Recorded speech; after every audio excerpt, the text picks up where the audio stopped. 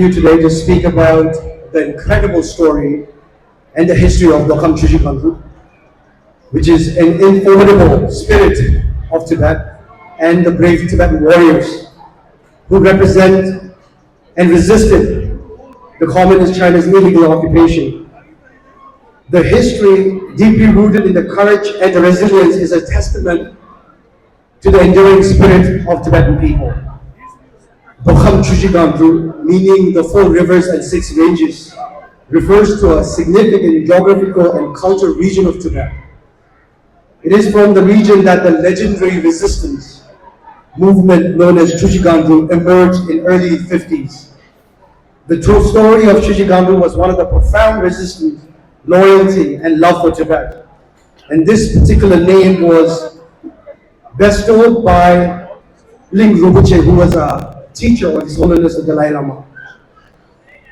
In 1950s, when the communist China initiated its unlawful invasion of Tibet, the people from the eastern region, Amdo and Kham, along with those in many other regions, faced unprecedented threats to their sovereignty, to their culture, to their way of life. The invasion was not merely a political affront, but a direct assault on the spiritual and the culture and the fabric that unite us as Tibet. In eastern Tibet, the People's Liberation Army, PLA, commenced a series of demeaning acts, including the destructions of Buddha statues, disrobing of monks and nuns, and burning of Buddhist scriptures. The situation was indeed dire in early 50s. As a personal story, as an example, my family, my mother hails from Amdo Labrang and my father from Kamdige. And the stories that I've heard from my grandmother, from my mother's side, in the childhood illustrates the severity of the oppression. The Chinese army captured Kundang Rinpoche in Labrang and kept him in the middle and made every Tibetan and the Chinese army spit on him and humiliate and forcing him to do immeasurable acts such as stitching of shoes or what have you. These were the pains that were felt by the people from these regions, and similar pain and suffering were felt in various cities and places in Kham. Moved by these atrocities, the stories that I've heard from my mother's side, Kundang Sukram disrobed at the age of 24 and became a layman and took the arms and then started to organize to have a resistance in the region of Amdo. And similar stories were widespread in the region of Kham. And many peasants, laymen, business people, they were all picking up arms in the eastern regions to fight against the atrocities levied and bestowed by the Chinese People's Liberation Army. Now in June 16, 1958, after 10 years or 8 to 9 years, Chushi Gandruk organization officially is formed in Lhasa with all the experiences that the eastern region people had failed and came into Lhasa for. And under the exceptional leadership of Audrey Gomtashi, this organization objective was to protect His Holiness the Dalai Lama, defend the Tibetan Buddhism, protect the Tibetan identity, exhibit sacrifice and courage, promote unity and solidarity. In that same year, Chushi Gandruk's association organization reached out to CIA in America, and as a part of a covert organization, the Tibetan resistance movement sent their armies in US, in Colorado, where trainings were provided. And the trainings were around parachuting, weapons handling, demolitions, explosives, radio communications, survival skills, tactics and strategy, first aid medical training, intelligence gathering. These were not just out of the blue it happened. There was a planned resistance and there was a strategy behind it. And the most important event that occurs in 1959 is in the March of 1959. Amidst escalating peril in Lhasa, the central government of Tibet, finally realizing the true intentions of the communist China, made a decision to plan the escape of His Holiness the Dalai Lama. However, the central government at that point in time lacked experience and were ill-equipped. At that point in time, the Chushi organization stepped up to the plate and prominence. They played a crucial role in facilitating the Dalai Lama's escape to India, leveraging their experience, their expertise gained from years of resistance, decades actually, against the People's Liberation Army, used those experiences and techniques to stay away from the People's Liberation Army. And this is the story of the Gandruk. The story of Gandruk is not merely a chapter in the Tibetan history. It is a living legacy that embodies the power of unity, resilience, and relentless spirit of freedom. Today, as we reflect on this history, let's draw inspiration from the courage and determination of Chushi warriors. We honor their legacy by advocating tirelessly for the rights and freedom of Tibetan people. Their stories teach us that once the spirit of resilience is ignited, it cannot be extinguished. In the face of adversities, may we all embody the spirit and dedication of the warriors. Let the courageous journey inspire us stand resolute in our beliefs to champion the justice and to work towards a world where we realize freedom and complete independence. It is now my great honor to introduce a distinguished guest who has been steadfast advocate for the Tibetan cause. He serves as the chairman of Parliamentary Friends of Tibet, and he's a Secretary of Minister of Justice and Attorney General Secretary, and he has always been the person in the Parliament Hill advocating with many others with the Tibetan cause, and these are the reasons why we have to double up and continue to focus on the Tibetan cause.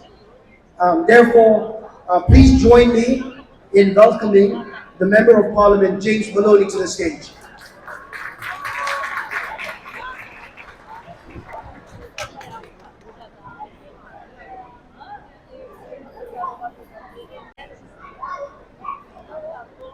I took the long way around. Thank you. Tasha Dalai. Thank you for that very kind introduction. Look, it's always an honor for me to be here in this building, in this room, with all of you. Today is another example of that. It's a celebration. It's the 66th anniversary of the Founding Day celebration, 25th anniversary of the founding of this group here in Canada. So congratulations to all of the people who have kept that spirit alive. I understand there's going to be elections today too. So thank you for the outgoing executive, and I look forward to working with and supporting the people who take over the reins of power today. But look, we're here celebrating Chushi Gandruk, which is an organization that epitomizes the ongoing fight we're dealing with today. Defend the Dalai Lama. Stand up for Tibet. That fight continues today as much as it did in 1958. This past week in Ottawa, we had Tibet Lobby Day. We had a number of people come down from Toronto, from Ottawa. We had well over 100 people at the event, speaking with members of Parliament, including myself and others from all parties who believe in this cause and continue to stand up and fight for this issue to this day. And on that day, we also had the general meeting for the Parliamentary Friends of Tibet, and I have the distinct honor and privilege of now taking over as the new chair of the Parliamentary Friends of Tibet. I will continue to do what I have always done, and I will stand up, I will stand with you, and I will fight for you. This year, let me give you an example of how the advocacy works and the message works. We talked about the internship program that we do year in and year out in Ottawa and how important it is. Let me give you a very unique example of how it's working this year. I had a young man come to visit me in May from Dublin. He's a 16-year-old high school student. His name is Charlie. He came over to work in my office for 2 weeks to learn more about the Canadian parliamentary system. For those 2 weeks, he spent with our 4 Tibetan interns. He went back to Dublin, one of us, knowing more about the cause, and he is now going to be a champion of Tibet. That's the type of advocacy we need to continue. So congratulations on today. It's a thrill for me to be here. I am your friend, I am your ally, along with so many others like my friend and colleague Arif Morani, who would love to be here today as well. So reach out to me anytime. I'm always there with you. Thank you very much.